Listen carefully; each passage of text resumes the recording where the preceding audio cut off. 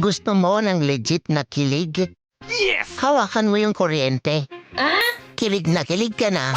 Patay na patay ka pa. Mauna, ay kung makakwarta, dayon mang gasto. Ayun, dayon og deserve ko ni. Unya, pagkahurot sa kwarta, nang hinuktok, deserve ko ni mo na. Yung gutom, kaya kong tiisin. Pero yung selos, imposible.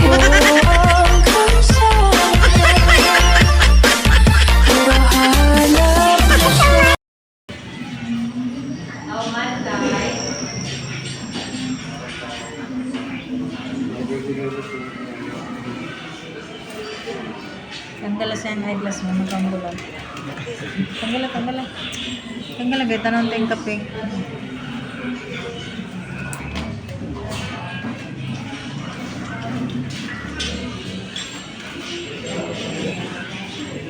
Ang gusto ko sa lalaki ay di masyadong malaki ang katawan. Type ko'y payat na malaman. Pen de Sarapen, ang gusto ko, ikaw pa rin. How de Carabao, ang gusto nun, hindi ikaw. It really hurts ang magmahal ng ganito. Nisaad ka, nisalig ko. Nibiya ka, nihila ko. Nag-move on ko, nibalik ka. Giatay manday ka.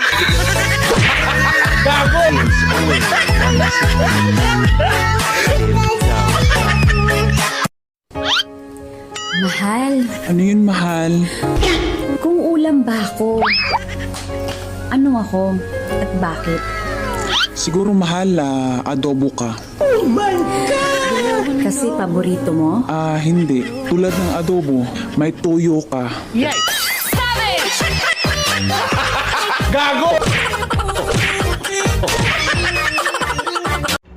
Ang mga feeling magaganda, lumilingon.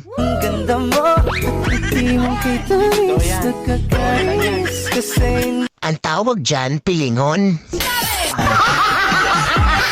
Kung ang whistle ay pito, ano naman ang whisper? Kanta lagi. Paminawa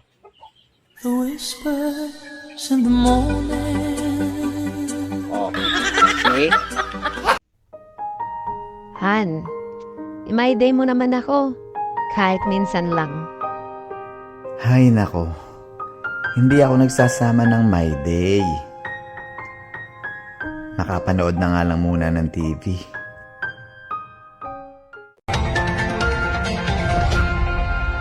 Dahil hindi isinama sa My Day, lalaki umano'y sinaksak ng kanyang girlfriend, patay.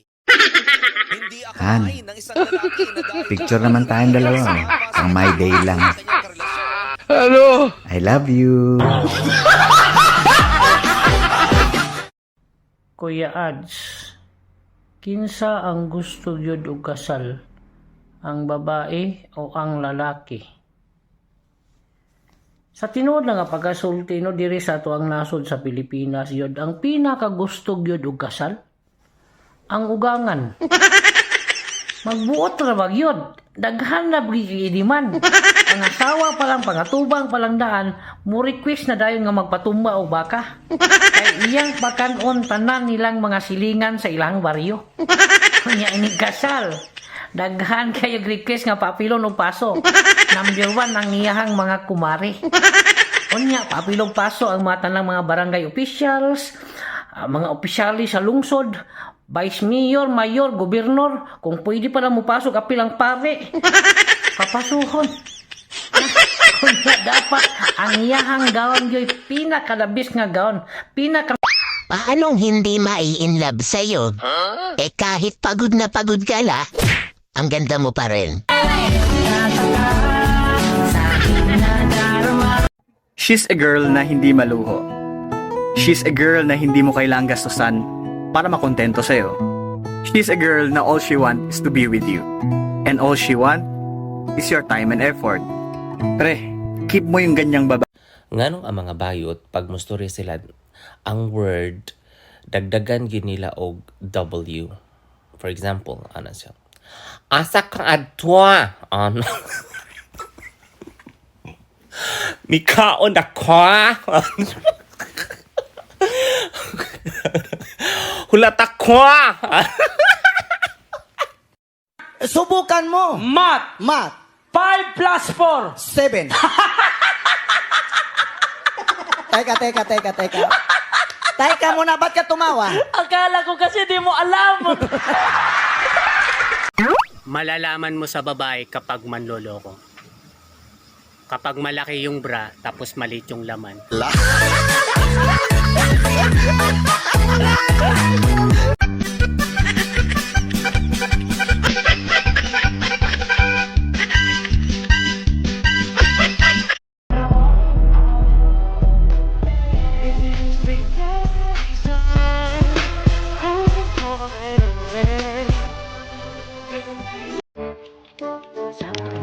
Usahin mo.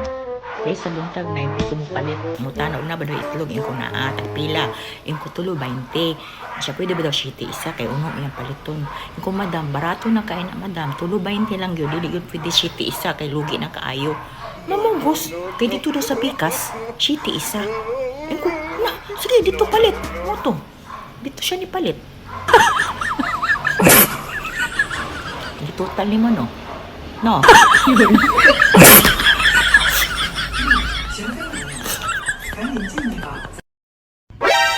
Aanin mo ang gwapo. Kung wagas naman manloko. Mas mabuti pa sa pangit. Mata mo lang ang sasakit.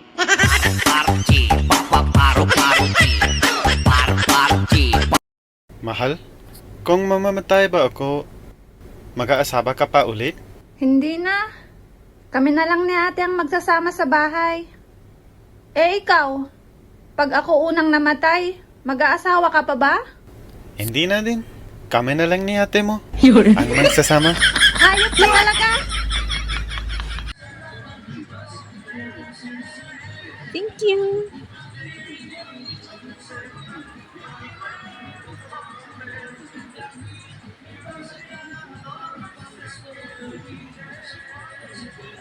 Pwede ba ha? Kung ayaw mo sa akin, wag mo akong bigyan ng motibo para magustuhan ka. Kasi umaasa ako na gusto mo ako eh. Dahil effort ka ng effort. Lagi mo ako binibigyan ng oras. Pinachat mo ako, nagme-message ka sa akin. Hindi ka na bata. Hindi ka na bata para paglaruan yung puso at damdamin ko na handang magmahal sa'yo.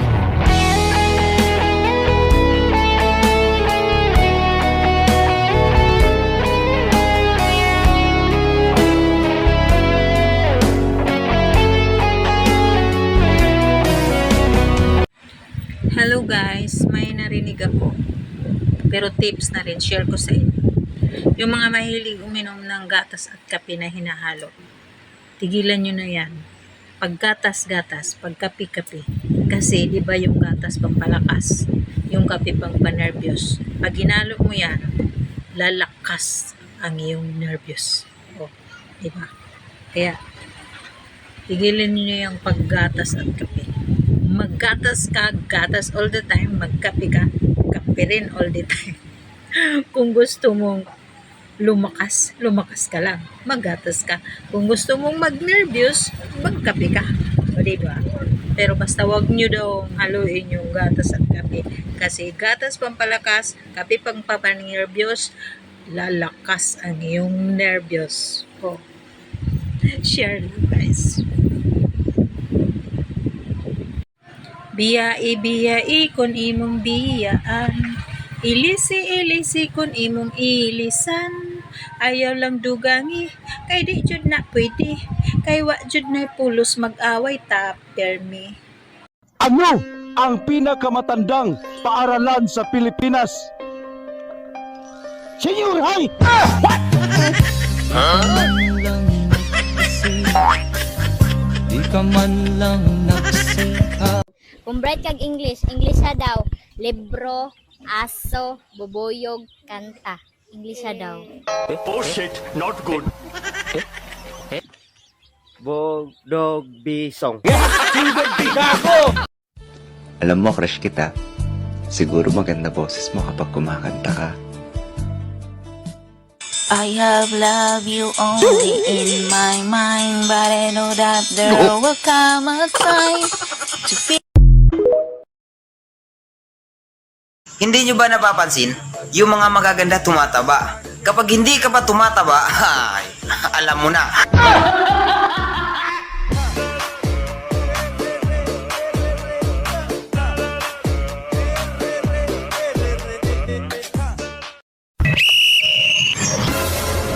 Love, nagugutom ako. Magluto ka. May itlog dyan sa rep. Ayoko yung nasa rep. Anong gusto mo? Gusto ko yung nasa brief.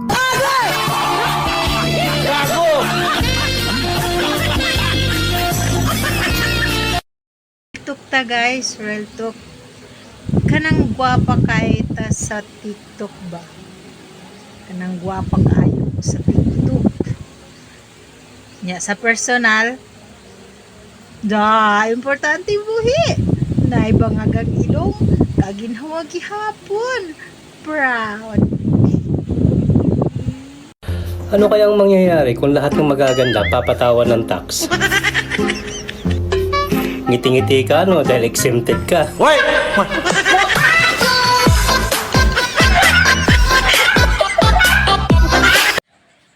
Yung ang ganda-ganda mo sa TikTok, kahit wala kang makeup. Oh, tingnan nyo. Ang ganda. Pero sa personal, sa TikTok lang tayong usapan. Wala nang ano pa. Huwag na. Pilit din ako sa problema. Marunong di palang magsawa. Ang ginawa ko, kumain, kumanta, sumayaw, higit sa lahat nag-pray ako kay Lord na sana wala na siya, wala na yung mga problema. Aba, hindi ko lang naramdaman. Wala na pala siya. Ano yun? Inggit lang? Nawala? Hindi na paalam? Gawin din ninyo. Mag-pray kayo kay Lord. Sumayaw, kumanta, tumawa, kumain. At ipakita niyo sa problema na yan. Ay, problema ka lang. Wala kang ginawa sa buhay ko, no? Samantala ako, kayod kalabaw. Tapos kayo, ikaw dyan, ikaw yung maminihasa sa akin. Gawin mo pa akong tanga. At saka, mamamayat lang ako sa'yo. Wala ka namang trabaho. Ano ka? Hello? Kaya sinayawan ko. Ayun, nainggit, nawala.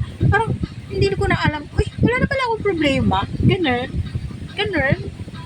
Ganun. Kung patangusan ng ilong ang pag-uusapan, wag na tayong mag-usap.